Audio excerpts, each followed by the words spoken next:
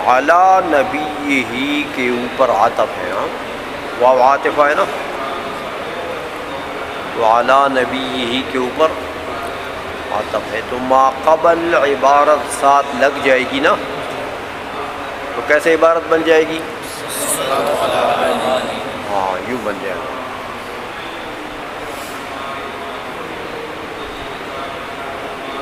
اچھا، اب اس کے اوپر اعتراض ہوتا ہے کہ میاں یہ تو علامہ جامی نے ناجائز کام کیا،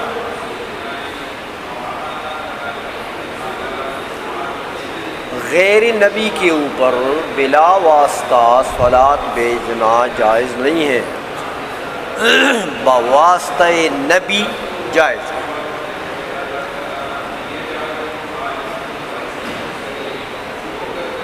تو یہ تو اگر اس کے اوپر عطف ہو جائے اور صلاۃ کا لفظ اس کے ساتھ لگ جائے اور جملہ یوں بن جائے کہ والصلاۃ علی آلہ، تو یہ تو ڈائریکٹ صلاۃ ہو گیا کس پر؟ غیر نبی پر۔ تو یہ تو جائز نہیں۔ اس کا جواب یہ ہے کہ بھائی یہ ڈائریکٹ انڈائریکٹ کے بعد بنا ہے، یہ تم نے واو کو عمل دے کر تو وہ صلاۃ بنا دیا نا، صلاۃ کو لگا دیا نا، تو واو کا کام کیا ہوتا ہے؟ حروف عطف میں سے ہے نا، تو اس کا ما بعد جو ہوتا ہے وہ ما قبل کے لیے کیا لگتا ہے؟ تابع۔ ما قبل کیا ہوتا ہے؟ متبوع۔ تو یہ بلا واسطہ ہو گیا کہ بالواسطہ ہو گیا؟ بالواسطہ ہو گیا۔ بالواسطہ تو جائز ہے، تو واو کو نظر انداز کرو گے تو پھر بات بنے گی، پھر تمہارا اعتراض بنے گا، لیکن واو تو پڑا ہوا ہے اس کے اندر۔ آج سمجھ میں؟ اچھا، ایک اور اعتراض بھی ہوتا ہے کہ بھائی یہ علی اگر نہ لاتے تو بھی عبارت ٹھیک تھی، ہاں نبی کے اوپر عطف ہو جاتا، تو علی نبی ہی، نبی کے اوپر علی داخل ہے نا، تو ایک علی کافی تھا۔ تو یہ دوبارہ علی جو ہے اس سے تو ایک عبارت لمبی ہو گئی ہے اور فائدہ ہے نہیں، تطویل بلا طائل ہو گئی ہے۔ تو یہ علی جو ہے آل کے اوپر داخل کیا علامہ جامی نے، اس کی ضرورت نہیں تھی۔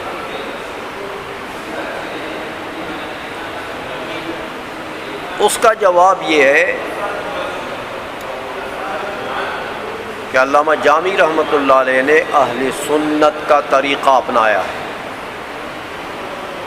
علامہ جامی اہل سنت میں سے ہیں، شیعہ نہیں۔ میں آگے شیعہ کہتے ہیں الصلاۃ علی محمد و آل محمد، اعلیٰ نہیں بولتے۔ کبھی سنا ہے اپنے شیعوں سے الصلاۃ علی محمد و آل محمد، آل محمد، وہ آل کو بھی بگاڑ دیتے ہیں خبیث، اعلیٰ نہیں بولتے۔ تو علامہ جامی تو شیعہ نہیں ہے نا، اس لیے اعلیٰ لا کر بتا دیا کہ ہم شیعوں جیسے کام نہیں کریں گے، ہم اہل سنت کا طریقہ اپنائیں گے، تو اعلیٰ لائیں گے۔ آج سمجھ میں؟ آل سے مراد یا تو بنو ہاشم ہے جن کے اوپر صدقہ حرام ہے، حضور کی اولاد جو بنو ہاشم شمار کیے جاتے ہیں، بعض علماء نے بنو المطلب کو بھی داخل کیا ہے ساتھ، تو یا تو آل سے یہ مراد ہے، عام معنی آل کا یہی کرتے ہیں۔ بعض علماء نے آل کا معنی اہل بیت بھی کیا ہے،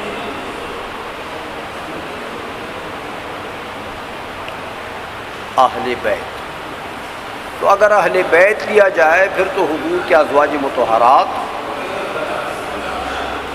اور پنجتن پاک یہ سب اہل بیت ہیں۔ سمجھ میں آ گئی ہے؟ تو دونوں معنی صحیح آل کے، اور باقی تو آپ پڑھ چکے ہیں، لفظی تحقیق تو اس آل کے لفظ کا آپ پڑھ چکے ہیں۔ بعض علماء نے کہا کہ آل اصل میں اہل ہے، ہا کو حمزے سے تبدیل کر دیا، حمزے کو الف سے تبدیل کر دیا، آل بن گیا پھر آپ قیاس۔ بعض فرماتے ہیں نہیں، ایسا نہیں ہے، آل مستقل لفظ ہے اور اہل مستقل لفظ ہے۔ اہل عام ہے بے اعتبار استعمال کے، اشراف غیر اشراف سب میں استعمال ہوتا ہے۔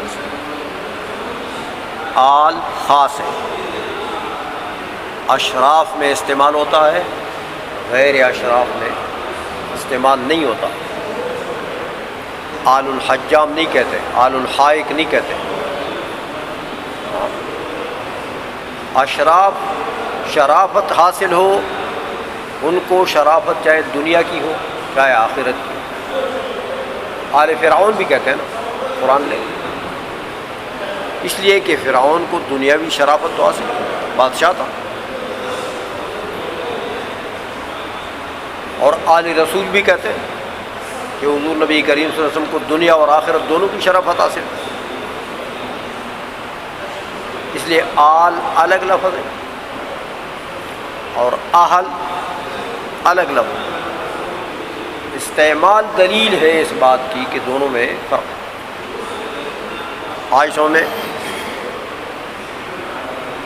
اس لیے بعض علماء نے کہا کہ ہم نے ایک فصیح اعرابی کو سنا،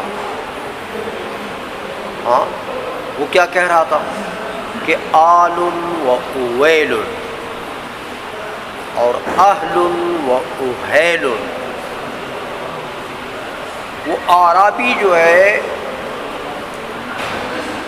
وہ آل کے لفظ بتا رہا تھا کہ آل الگ لفظ ہے۔ دلیل یہ ہے کہ اس کی تصغیر اویل آتی ہے، اویل، تو تصغیر سے چیز کی اصل معلوم ہو جاتی ہے نا۔ تو اب اویل کے اندر ہا ہے نہیں ہے، پتہ لگا کہ آل اصل میں اہل نہیں تھا، کیونکہ اہل کی تصغیر تو اوہیل آتی ہے۔ سمجھ میں آ گئی ہے؟ تو وہ اعرابی کے قول سے بھی پتہ لگتا ہے کہ یہ دونوں مستقل الفاظ ہیں۔ عربی لغت میں دونوں میں مستقل استقلال ہے، دونوں مستقل الفاظ ہیں۔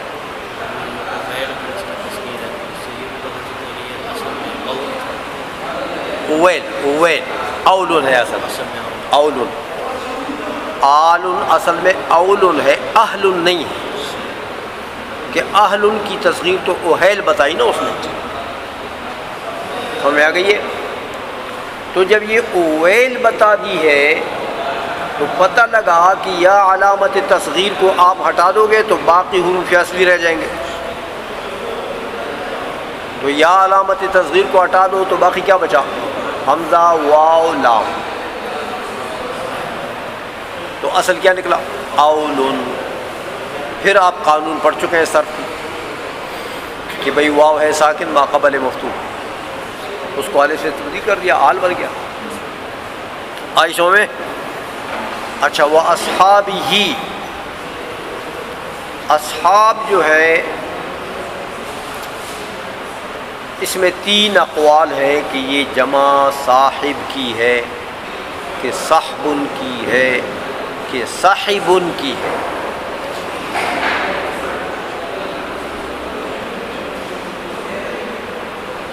سمجھ میں آ گئی ہے؟ بعض علماء فرماتے ہیں کہ یہ نہ صحب کی جمع ہے نہ صاحب کی جمع ہے بلکہ صاحب کی جمع ہے. اور یہ جو بات بعض صرفیوں نے کہی ہے کہ فاعل کی جمع افعال پر نہیں آتی ہے، یہ بات غلط ہے. فاعل کی جمع افعال پر آتی ہے. سمجھ آ گئی ہے؟ تو اس لیے جو لوگ یہ نہیں مانتے کہ بھائی یہ بات تسلیم کرتے ہیں کہ فاعل کی جمع افعال پر نہیں آتی، وہ پھر تعویل کرتے ہیں، کہتے ہیں یار وہ فاعل سے صاحب سے مخفف ہو گیا صحب، تو صحب کی جمع ہے اصحاب، جیسے نہر کی جمع ہے انہار. یا وہ کہتے ہیں کہ نہیں، یہ صاحب سے مخفف ہو گیا صاحب بن گیا صاحب، جیسے نمر کی جمع آتی ہے انمار، تو پھر اس کی جمع.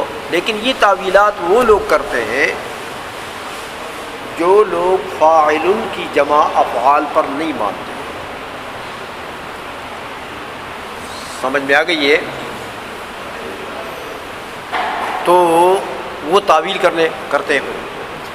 اور جو لوگ اس قاعدے کو مانتے ہیں کہ بھی فاعل کی جمع افعال پر آتی ہے، ان کو تعویل کی ضرورت نہیں پڑتی. لیکن یہ تو عام لفظ ہے، صاحب کی جمع ہے یا صحب یا صاحب کی، عام بات ہے.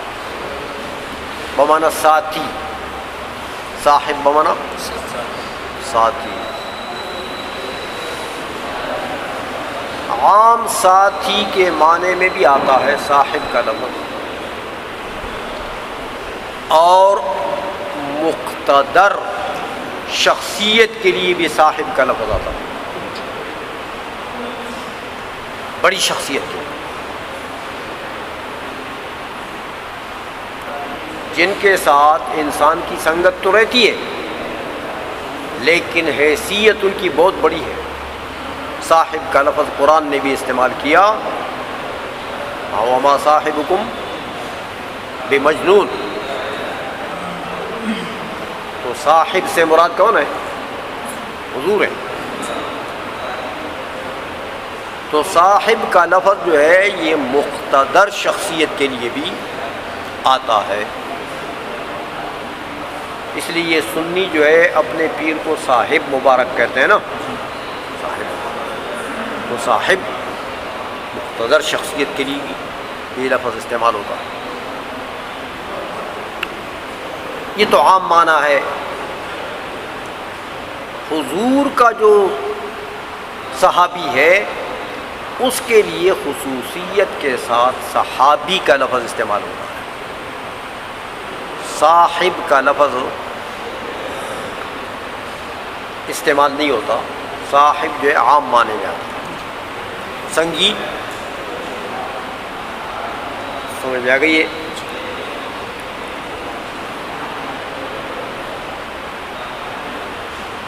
اور اس کی جمع پھر وہ صحابہ لاتے ہیں، صحابہ کرام. اصحاب کرام استعمال نہیں کرتے، صحابہ کرام. یہ امتیازی لفظ ہے حضور کے صحابہ کے. آئی سمجھ میں؟ اور صاحب کا لفظ بول لیے تو ہاں ہر کسی پر بولا جاتا ہے. اچھا، حضور کا صحابی وہ شخص ہے، مرد ہو کہ عورت ہو، کہ من رأى النبی صلی اللہ علیہ وسلم فی حالت ایمان و مات علیہ. کہ جس نے حضور کو حالت ایمان میں دیکھا ولو کہ ایک نظر دیکھا، نظرتن مرتن، اور ایمان پر ہی خاتمہ ہو گیا تو وہ صحابی۔ سمجھ میں آ گئی؟ بعض علماء نے مختلف شرائط لگائی ہیں لیکن مرجوح ہے، راجح تعریف یہی کہ حضور کو ایک جھلک دیکھا بس صحابی ہو گیا، ایمان کی حالت میں ایمان پر فوت ہو گیا، صحابی۔ آئی سمجھ میں؟ تو چونکہ حضور کی آل اور حضور کے صحابہ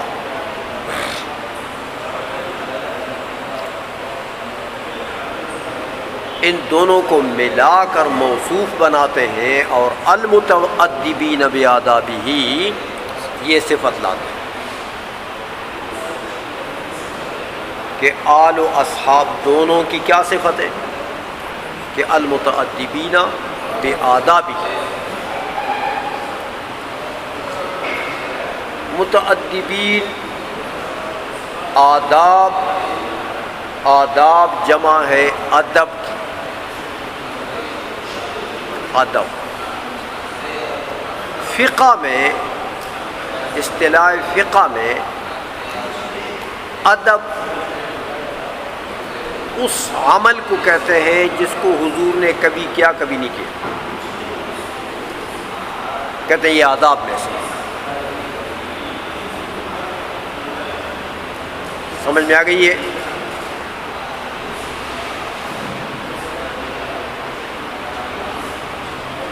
عرف میں ادب جو ہے یہ اخلاق حسنہ، علم اور حلم کو کہتے ہیں۔ اخلاق حسنہ، علم اور حلم، اس کو ادب کہتے ہیں، ادب جس میں اخلاق بھی اچھے ہوں، نیکوکار ہو، کردار اچھا ہو، سچ بولتا ہے، جھوٹ نہیں بولتا، امین ہے، خیانت نہیں کرتا، یہ اچھے اخلاق ہے نا۔ حلیم طبع آدمی ہے، غصہ جلدی نہیں ہوتا، مدبر آدمی، عالم بھی ہے دین کا، اس کو کیا کہتے ہیں؟ ادب۔ آئی سمجھ میں؟ عام طور پر علماء ترجمہ کرتے ہیں ادب بمعنی نیک خوئی، اچھے اخلاق، سمجھ آ گئی ہے؟ لیکن اصل میں اچھے اخلاق علم اور حلم کے ساتھ مل جائیں تو پھر ادب بن جائے۔ آئی سمجھ میں؟ اچھا، اب یہ آل و اصحاب کے لیے المتعدبین بآدابہ ہی کی ضمیر حضور کی طرف عائد ہے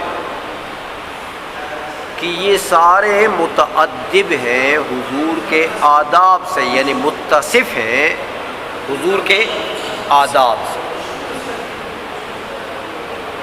آل و اصحاب سب متصف ہیں حضور کے آداب سے۔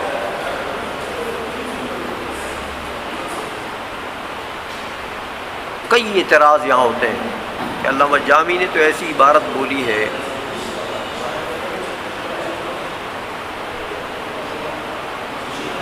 ایک تو المتعدبین میں الف لام استغراقی لگتا ہے، تو مطلب یہ کہ جمیع صحابہ اور جمیع آل جو ہیں وہ متعدبین ہیں، متصفین ہیں حضور کے آداب سے، پھر آداب جمع ہے، اس کی اضافت استغراق کے لیے ہے، تو یہ جمیع صحابہ، جمیع آل، جمیع آداب حضور سے متصف ہیں، تو یہ تو مساوات لازم آ گئی ایک حضور اور آل و صحابہ میں، کیونکہ وہی جمیع آداب حضور کے وہ آل و صحابہ میں پائے گئے۔ مساوات تو نہیں ہے بھائی، سمجھ میں آ گئی ہے؟ اس کا جواب یہ کہ ایک تو المتعدبین میں یہ اسم فاعل کا صیغہ ہے، اور صفت کے صیغے پر جب الف لام آ جائے تو یہ موصولہ ہوتا ہے، استغراق کے لیے نہیں ہوتا. تو میں یہ تو الذین، المتعدبین کا معنی کیا ہوا؟ الذین تأدبوا بآدابی. تو جمیع آل اور جمیع صحابہ مراد نہیں ہے، الذین تأدبوا بآدابی. باقی رہا آداب کا صیغہ جو کہتے ہیں آپ کہ جمیع حضور کے جمیع آداب جو ہیں ان سے یہ متصف ہوں گے، تو ایسا نہیں ہے. یہ اضافت جو ہے یہ عہدی ہے. خصوصی آداب جمیع نہیں، خصوصی حضور کے خصوصی آداب کے ساتھ یہ متصل ہے. آل و اصحاب، اخلاق کے ساتھ، علم و حکمت کے ساتھ، حلم کے ساتھ. اس پر پھر اعتراض ہوتا ہے کہ اچھا تو یہ تو انتقال عرض لازم آ گیا، کیونکہ آداب کیا چیز ہے؟ یہ تو آراز ہے. تو حضور سے یا تو آداب منتقل ہو کر ان کے اندر آئے، تو حضور سے منتقل ہو گئے نا، تو حضور میں تو نہ رہے، ان کے اندر آ گئے. تو اگر ایسا ہے تو بات غلط بھی ہے کہ حضور کے اندر آداب نہ رہے، وہ اٹھ کر سارے ادھر آ گئے، تو ایک تو بات غلط ہے. دوسرا یہ کہ لازم آ گیا انتقال عرض، کہ عرض نے انتقال قبول کر لیا ایک محل سے دوسرے محل کی طرف، تو یہ بات تو غلط ہے. یا یہ طریقہ ہوگا، یا یہ طریقہ ہوگا کہ نہیں ادھر بھی ہے، حضور کے اندر بھی آداب ہیں، لیکن وہی آداب آل و اصحاب میں بھی آ گئے، تو پھر تو قیام العرض بمحلین لازم آ گیا. ایک عرض جو ہے وہ دو محلوں سے قائم ہو سکتا ہے، تو یہ بھی تو غلط ہے. عائشہ میں اس کا جواب یہ ہے کہ یہاں مثل کا لفظ مقدر ہے، المتعدبین بمثل آدابی، بعین آدابی نہیں، المتعدبین ہاں حضور کے آداب کی مثل سے یہ متصف ہے. وہ عین نہ منتقل ہوا ہے اور نہ قیام العرض بمحلین ہے، بلکہ یہاں صحابہ میں اور آل میں جو وہ آداب موجود ہیں وہ کون سے آداب ہیں؟ حضور کے آداب کی مثل. آئی سمجھ میں؟ تو اب عبارت صحیح ہو گئی نا. چلو یہ جو با ہے اس کو لتبعید سمجھ نہیں آئی. یہ جو با ہے بے آدابی اس کو لتبعید، یہ باز آدابی مراد ہے. المتعدبین یہ بے آدابی یہ جو بے ہے با بے آدابی، ہاں اس کو اگر با لتبعید بولے یہ باز آدابی کی مراد ہے. ہاں ہو سکتا ہے، جیسے بے روح سے لیکن ٹھیک ہے ہو سکتا ہے کہ با کو من کے معنی میں لیں گے، پھر من بازیہ ہوتا ہے تو اس کے معنی میں لیں گے، ہو سکتا ہے.